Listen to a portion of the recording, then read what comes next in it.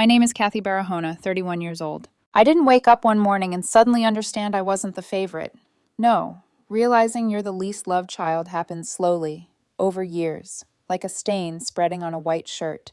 It seeps into you in small moments, the way your parents look at you compared to your sibling, the way their voices soften for one child and sharpen for the other, the way every big family decision, celebration, and crisis gravitates toward one person, never you.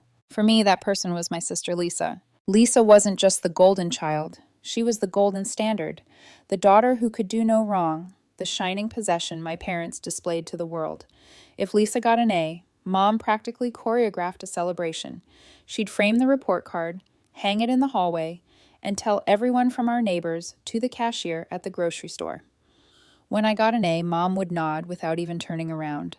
Dad would say, "Good job, kid," already shifting the conversation back to Lisa's latest success. Our house wasn't big, but somehow almost every wall managed to belong to Lisa. Ballet photos, graduation portraits, medals, certificates, candid shots of her laughing in perfect golden light. My few photos were tucked in between hers like placeholders, half hidden, crooked, or overshadowed by bigger frames. And yet, I didn't hate her. Not really. Growing up, Lisa and I shared late-night snack raids, whispered secrets, inside jokes. She'd roll her eyes whenever Mom gushed over her like she was the second coming of Marie Curie and whisper to me, "They're crazy." And I'd smile and pretend it didn't burn a little each time. I told myself it wasn't her fault our parents treated us differently. She didn't choose to be their favorite. I thought that once we became adults, the imbalance would fade, that we'd find a healthier dynamic, meet in the middle, and maybe, finally, stand side by side instead of one above the other. I was wrong. Horribly, painfully wrong. Everything shattered 2 days ago. It was supposed to be a happy evening. My parents invited us over for dinner to celebrate Lisa's pregnancy.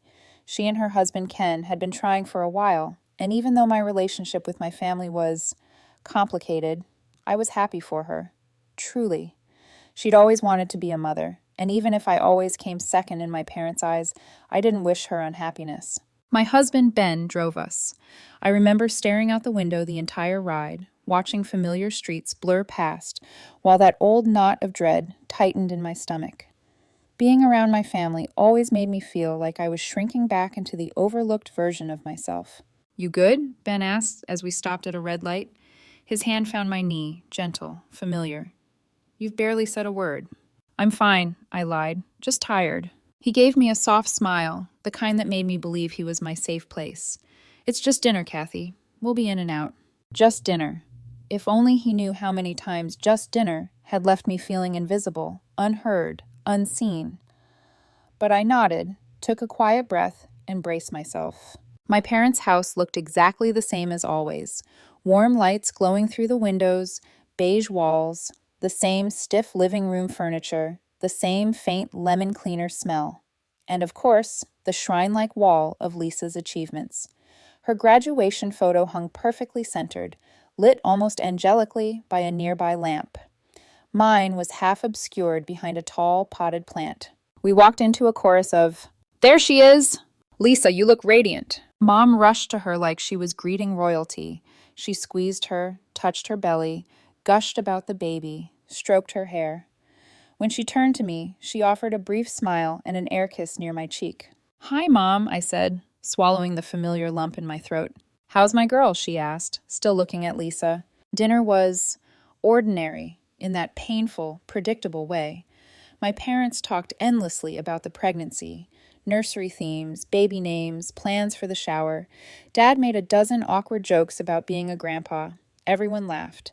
I smiled, congratulated Lisa, and forced myself to play the supportive sister. That was my assigned role, after all. Then at one point, I noticed something. Ben laughed at one of Dad's jokes, and across the table, Lisa looked at him. It lasted less than a second, just a flicker, but something in that look made my stomach twist. Tension, guilt, fear? I couldn't tell. I shook it off. I was tired, emotional, overthinking. At least that's what I told myself. After dinner, I excused myself to use the bathroom. On my way back, I passed the kitchen and heard my parents whispering. Their voices were low and rushed, urgent. I should have kept walking. But something about the tone, Sharp, nervous, secretive, made my feet freeze. I stopped just outside the doorway. "As we can never tell Kathy," my mother said. "You know how she gets." My heart thudded against my ribs. My father sighed. "I know, but still, keeping something like this, it feels wrong." "It will be worse if she knows," Mom insisted. "We have to think of Lisa. She's pregnant. She doesn't need more stress." Think of Lisa. Always Lisa. My mouth went dry. My pulse hammered in my ears. "What she did was a mistake," Mom whispered. "A lapse in judgment. It meant nothing. But telling Kathy would ruin everything." My father's voice softened. "Ben is her husband." My breath caught. "And Lisa is having a baby," Mom replied sharply. "We cannot let one slip destroy her life." Slip. Slip? Something cold spread through my chest. "What about Kathy?" Dad asked quietly. "What about her life?" Then came the sentence that gutted me completely. Mom exhaled.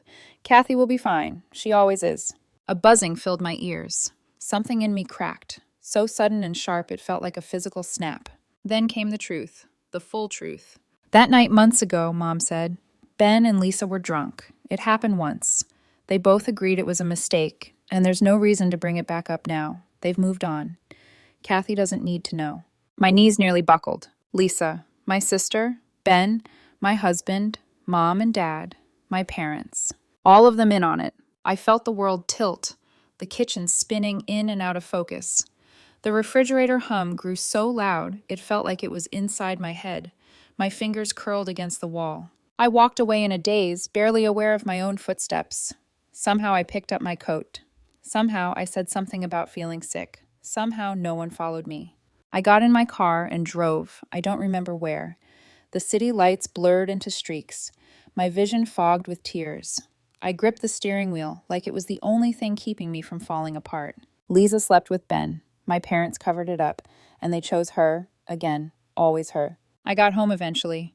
Ben looked at me from the living room couch, concern etched across his face. "You left so suddenly," he said, standing. "Everything okay?" I couldn't even look at him, not without seeing betrayal smeared all over his features. "I'm tired," I said. "I'm going to bed." For 2 days, I didn't speak more than a few words. Ben kept asking what was wrong. My parents texted cheerful updates about baby plans. Lisa sent a photo of her ultrasound. And I lay awake at night, wondering how many times I'd been expected to swallow pain so Lisa could shine. I didn't know what I was going to do. Not yet. But something inside me had shifted. And I knew one thing with absolute clarity. Whatever happened next, I would not be the obedient, invisible daughter anymore. 2 weeks passed. 2 long, heavy, suffocating weeks. If pain is sharp at first, like stepping on broken glass, betrayal is different. It spreads, it stains, it lingers. It clung to me every minute since the night I overheard my parents discussing my life as if I were a footnote in Lisa's story. The first few days I couldn't function. I moved around the apartment like a ghost, my mind looping one sentence over and over. "Kathy will be fine. She always is." It played in my head like a taunt, a cruel lullaby meant to keep me quiet and obedient. But eventually, the initial numbness began to harden into something else, something sharper, something cold. I woke up one morning, sat at the edge of my bed, and realized I wasn't paralyzed anymore. No, I was angry. A clean, focused anger I had never felt before, anger with direction, with purpose, anger that made me see clearly for the first time in my life. I wasn't going to confront my family to beg for explanations or apologies that wouldn't be sincere anyway. They didn't deserve my tears, my pain, my vulnerability. What they deserved, every one of them, was to finally feel what I'd been feeling for 31 years. Invisible, discarded, hurt, humiliated. If there was one thing my family had taught me, it was that the Barahona household valued appearances more than morality.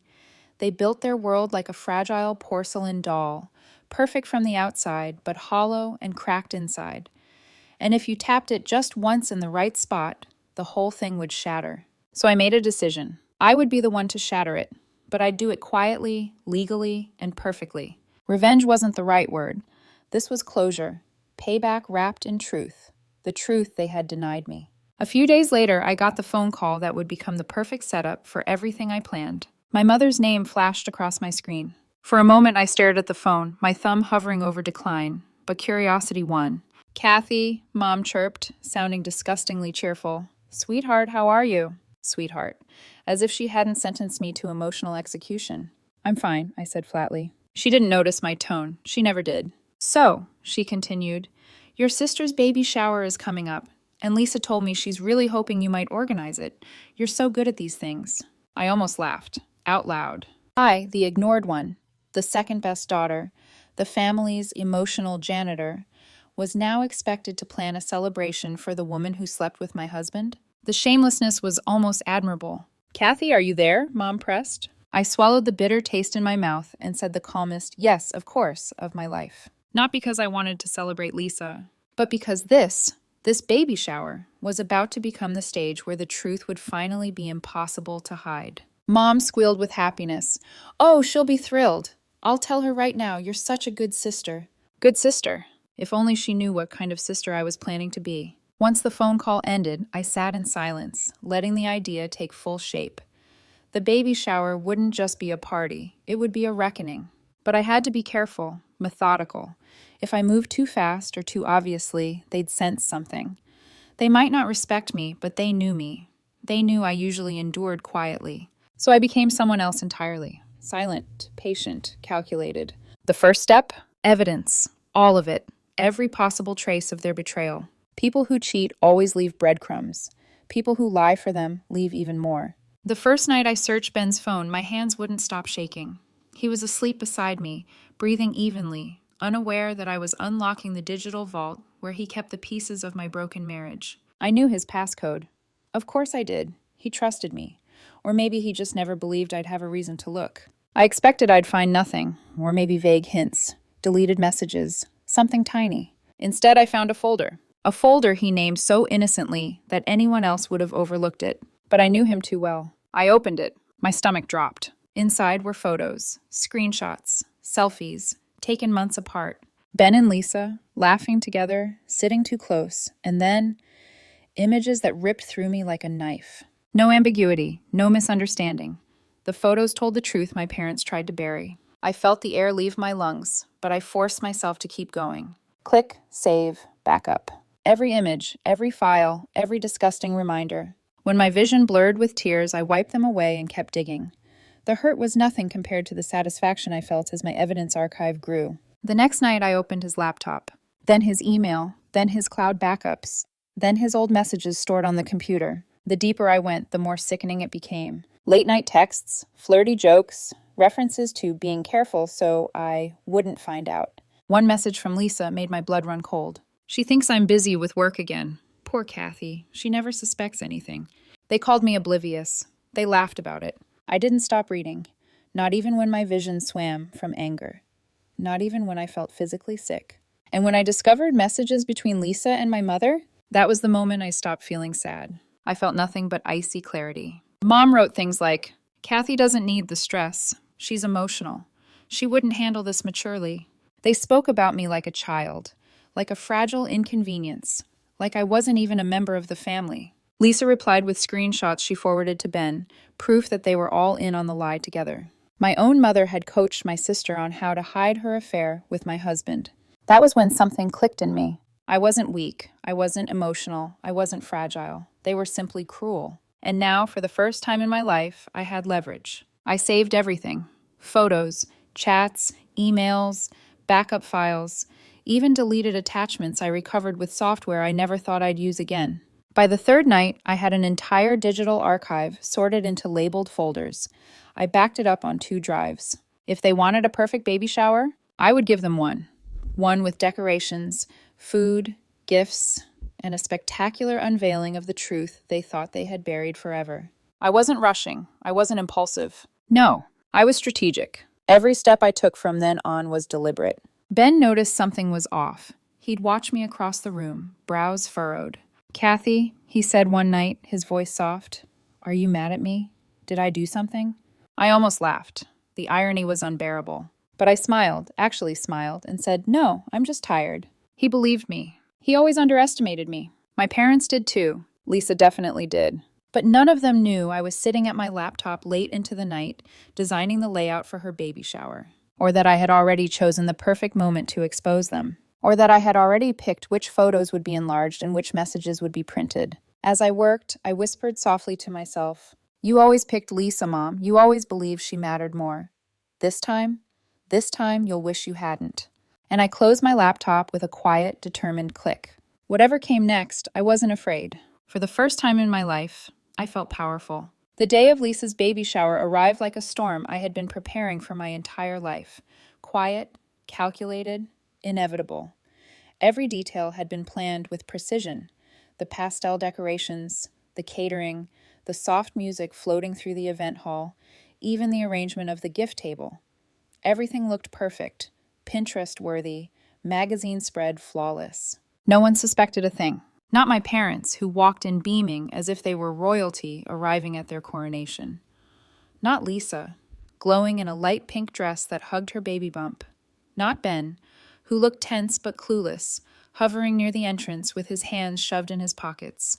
Not even Ken, her husband, who kissed her temple and said, "You look beautiful, babe." I observed all of them from across the room, blending into the background the way I'd done my whole life, except this time the silence wasn't forced. It was intentional.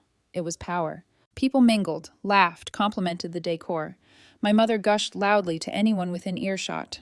Kathy organized everything. She always knows how to put a party together. If she heard the bitterness in my laugh, she didn't acknowledge it. She never did. I moved through the room with mechanical grace, my smile polite but hollow. Sometimes I caught Lisa glancing at me, quick, almost anxious, and I wondered if she felt some instinctive flicker of fear, some animal sense that a predator was near. Probably not. Lisa always believed she was untouchable. The party lasted almost 2 hours before chaos struck. 2 hours of forced laughter, hollow congratulations, endless chatter about baby clothes and nursery colors. 2 hours I endured because the reveal needed the right moment. And that moment came when everyone gathered near the cake. It was a beautiful 2-tiered pastel cake with tiny fondant baby shoes on top. My mother clapped her hands dramatically and said, "Everyone, it's time for gifts." Perfect. The gift table looked like a pastel avalanche. Pink bows, tissue paper, glittery bags. Among them sat one box wrapped in pearlescent paper, tied with a wide satin ribbon. My gift, the centerpiece of the entire afternoon. I stepped forward. "I'd like Lisa to open mine first," I said, smiling sweetly. Mom squeezed my arm. "Oh, Kathy, that's so thoughtful." "Thoughtful. Yes, let's call it that."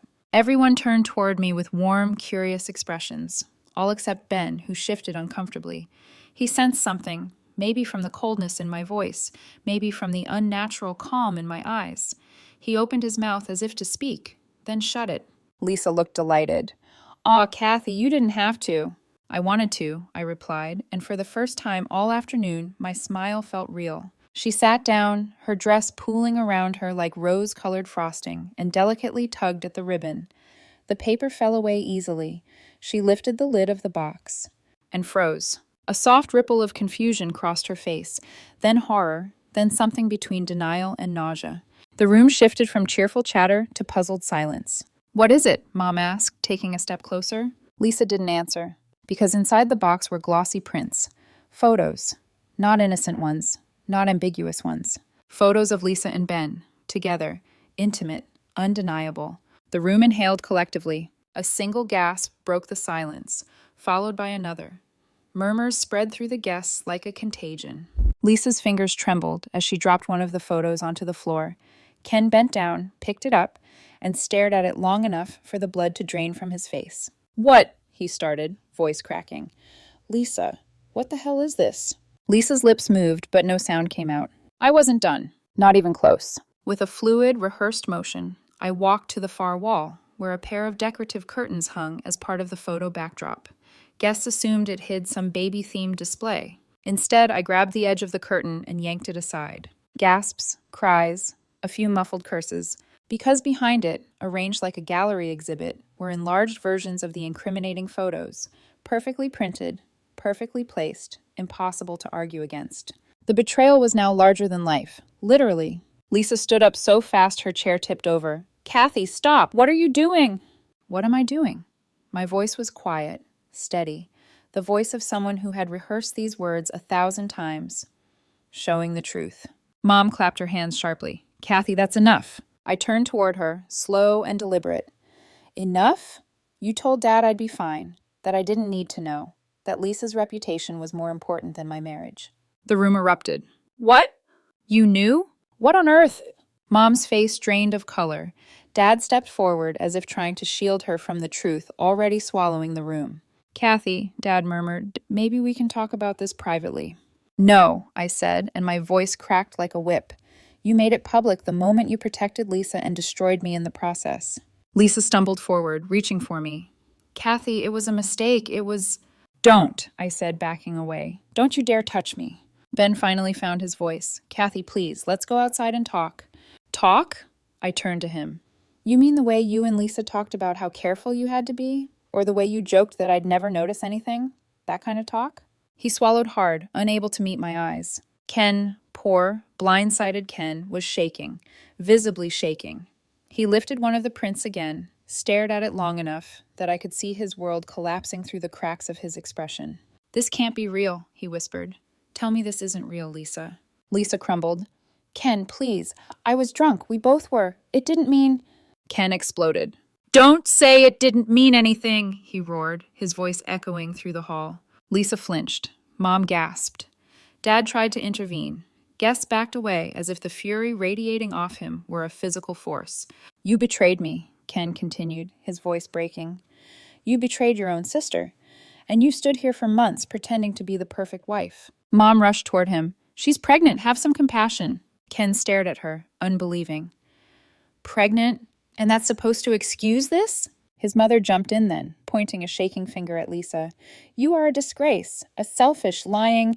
Watch your tone, Mom snapped defensively. Oh, shut up, Carol, Lisa's mother-in-law fired back. This is your fault. You raised her this way. Mom gasped and immediately lunged forward, and for a horrifying moment, I thought they might actually start clawing at each other right then and there. Dad stepped between them, but then Lisa's father-in-law shouted something obscene at Lisa, and Dad spun toward him, just in time to get punched square in the jaw.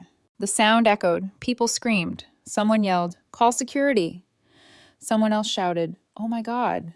Dad fell back onto the floor, stunned, humiliated, dazed. I stood there in the center of it all, untouched by the chaos unraveling around me. For once, I wasn't invisible. For once, the spotlight wasn't shining on Lisa's perfection. For once, the truth was louder than their lies. A few guests approached me with sympathetic eyes, but I gently shook my head.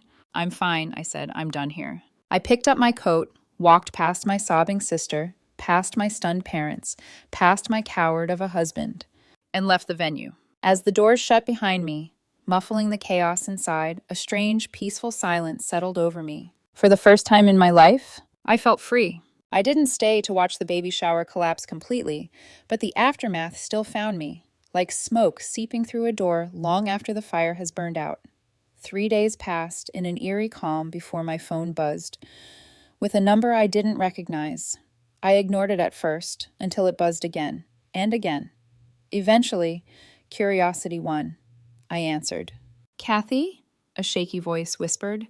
It was Marissa, one of Lisa's closest friends, or former closest friends. I don't even know where to begin, she said, breathless. Your sister, your entire family, what happened at that shower was... Predictable, I said quietly. She didn't laugh. She wasn't calling to gossip. She was calling because everything she believed about Lisa, her loyalty, her sweetness, her innocence, had been ripped away in seconds. And because she had more to tell me. I stayed after you left, Marissa said.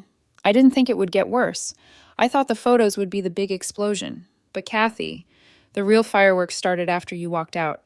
I didn't say anything. I simply closed my eyes and listened. She described the scene in frantic detail. Ken's parents screaming and demanding answers. My mother insisting Lisa wasn't thinking clearly. My father trying, and failing, to stand up after being punched. Lisa sobbing into her hands while people stared at her like she was a stranger they suddenly feared. It turned into a war zone, Marissa said. I'm not exaggerating. I believed her. What happened after? I asked. She hesitated, then took a deep breath. Ken left. His parents dragged him out because he was shaking too much to walk straight. He kept saying, "My daughter, my daughter, my daughter," like he couldn't process any of it. And Lisa, I asked? She collapsed. Not physically, emotionally. Your parents held her up like she was some fallen saint. They kept defending her. Your mom called her fragile, like the rest of us were monsters for being angry. That sounded exactly like Mom. And then, Marissa continued, voice lowering, the whisper started.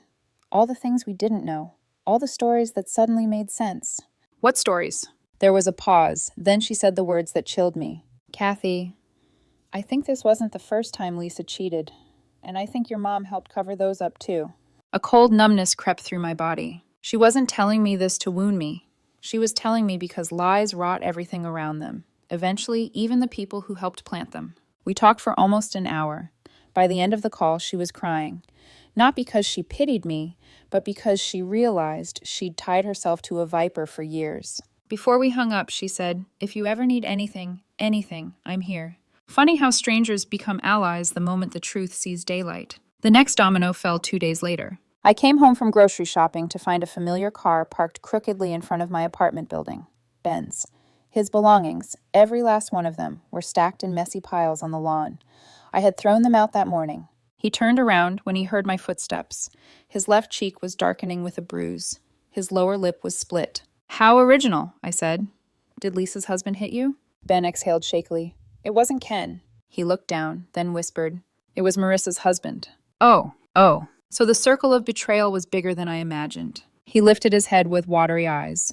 "Kathy, please, can we talk?"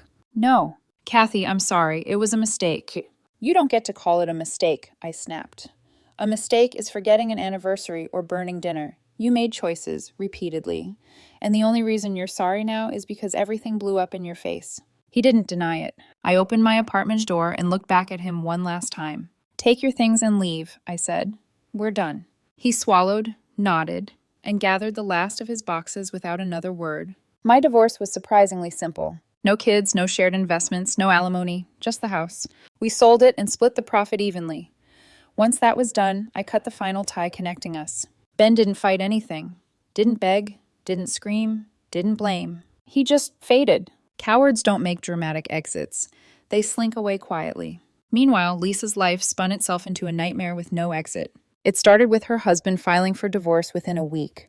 The scandal spread fast, faster than my mother could cover it up. Ken's family demanded a paternity test the minute the baby was born. And that somehow became the biggest twist of all.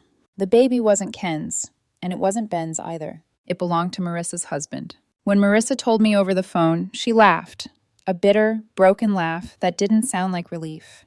It sounded like someone who had spent months piecing together a puzzle only to discover the picture was worse than the box. "How many?" I asked her. She understood what I meant. "I don't know," she whispered, "but I don't think he was the only one." Lisa had apparently built an entire second life behind closed doors, and my mother had shielded her from every consequence along the way.